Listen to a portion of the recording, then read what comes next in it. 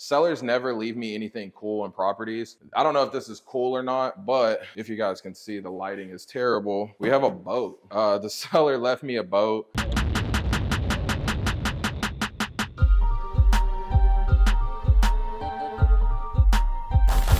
What's up, guys? Welcome back to the channel. My name is Derek, aka Flippingahouse, and if you're new here, we talk real estate, financial literacy, and just how to get better.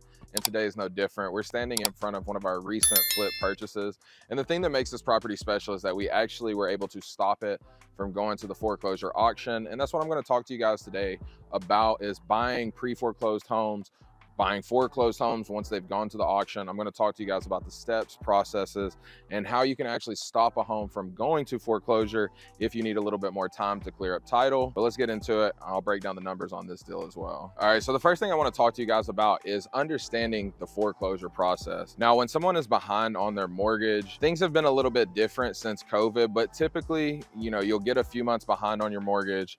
You can either then call the bank and try to set up a payment arrangement, or you can go ahead and catch up on those payments, or sometimes you can put those payments on the back end of your loan. It really just depends on who the mortgage provider is and what type of assistance that you're receiving.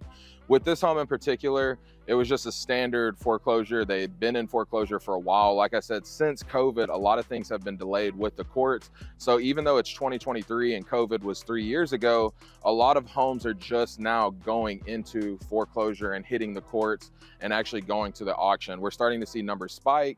So that tells you that it's a sign. We've even talked to people that have only made one payment since COVID happened. So these are a lot of things to think about. During COVID, a lot of assistance was provided to people, and a lot of that money is going to have to be paid back some way in some form. So in this situation, this home was brought to us from a wholesaler. It was going to auction in about 2 weeks. So we had to act pretty fast. And to be able to close a foreclosure, you need to understand that you need to have an updated payoff. You need to have a valid contract, and you need to have a good title company that understands the urgency and the need to get things done, because there are HOAs and other payoffs that have to be ordered, and all debts have to be settled by 8 a.m. the morning of the auction, because if not, it doesn't matter.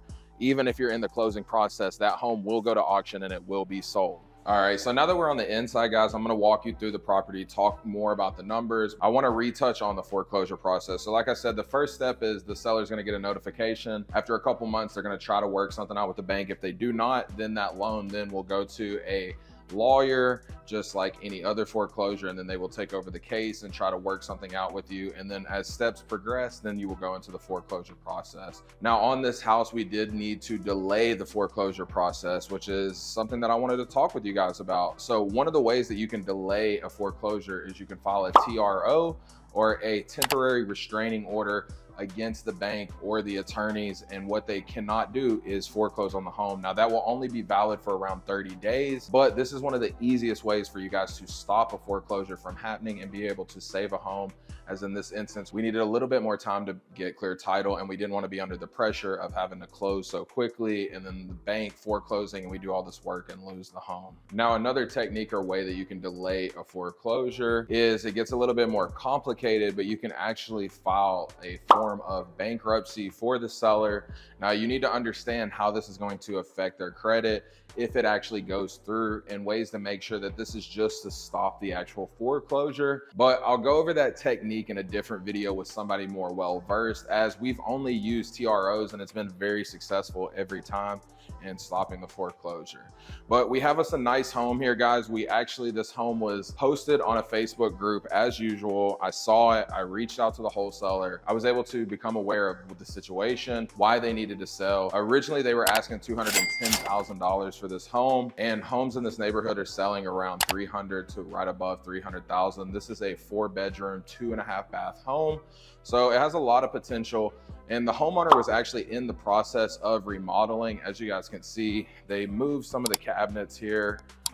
They were trying to build an island, which we're actually gonna get rid of, because it just makes this kitchen feel a lot smaller. So we're gonna blow it out. They'll still have a bar area over here. We have some new cabinets. We're gonna put some of the old cabinets back in place, get some new countertops. I think we're gonna be able to save the appliances, so that'll save us, $1,000 or so there. And it's not a bad deal. It's mainly cosmetic. I just met with a new painter to get a quote from him because I'm trying to build a relationship as some of my other guys have been struggling. We've just had a lot of workload and there's only so much that they can manage. Let's go take a look in the garage though. Sellers never leave me anything cool in properties. I don't know if this is cool or not, but if you guys can see, the lighting is terrible. We have a boat. The seller left me a boat. It does not run. I don't have a title. It's pretty much a loss, I'm gonna be honest with you guys, but I'm gonna give it to somebody who wants a free boat. I made a post on Facebook, so this should be picked up in the next couple of days. And let's go take a look upstairs because we actually have already started work on this property. The first thing I want to point out to you guys is we've started trash out. We've already filled up one 40-yard dumpster. If you guys take a look in the backyard here, you can see still a lot of items that we have to get picked up, but I have to wait on a new dump to be dropped before I can even do that. But overall, it's a very solid home. And the crazy thing is we just flipped a home with the exact same floor plan. It was a 4 2.5. The only thing is it was about 45 minutes away. But you have to understand with a lot of Houston homes, the builders, they did the same floor plans just in different neighborhoods all over Houston. And a lot of the building, started around the late 70s to 80s. I think this home was built in the early 90s, but this floor plan is very common here in Houston.